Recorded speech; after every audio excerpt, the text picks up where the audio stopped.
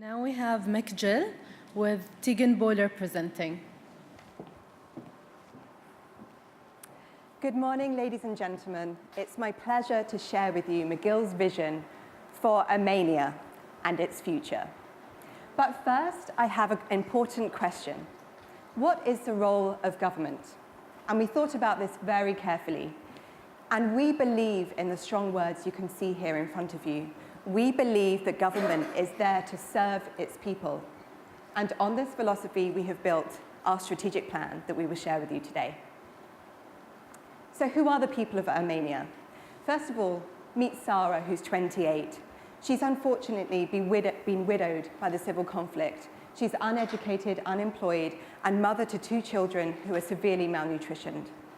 Meet Adam, who at just 11 has been recruited as a child soldier and is suffering from severe trauma. And meet Nora.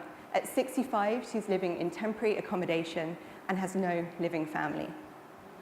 And it's for these people that we have to create change. It's for these people that we have to ask the government of Armenia to achieve long-lasting peace and prosperity. And how will we do that?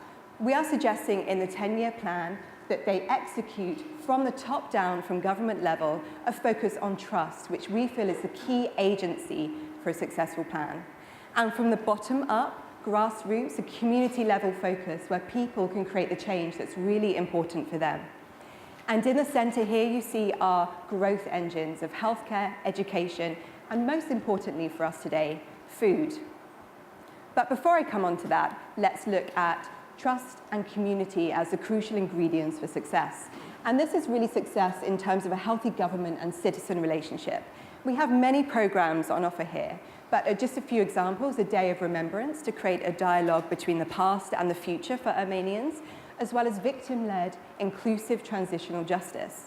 And at community level, healthcare delivery by individuals, as well as micro businesses, so really supporting entrepreneurs across Armenia. But we feel that will create the conditions for peace, but we don't feel that's the full story in terms of securing long-lasting peace and unification of the people.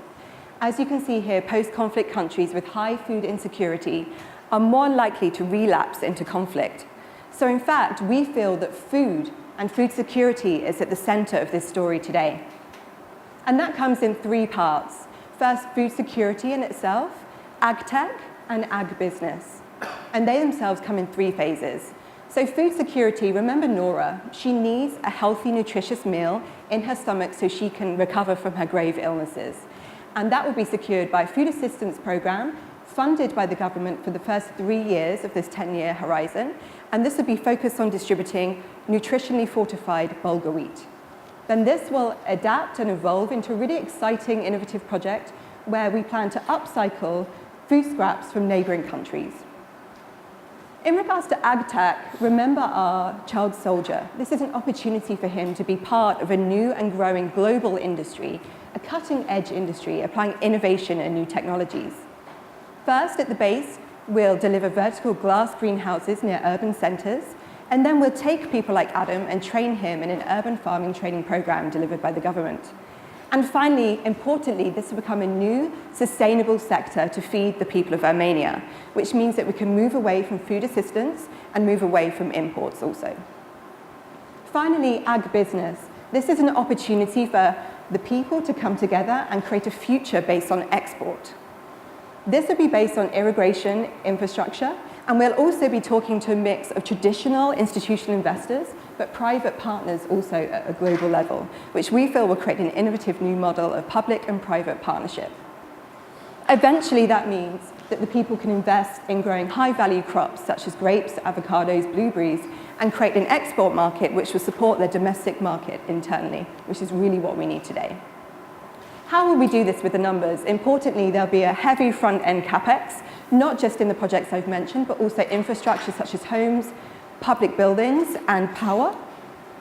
And we'll also realize revenue with this model as well, from the export and eventual taxation.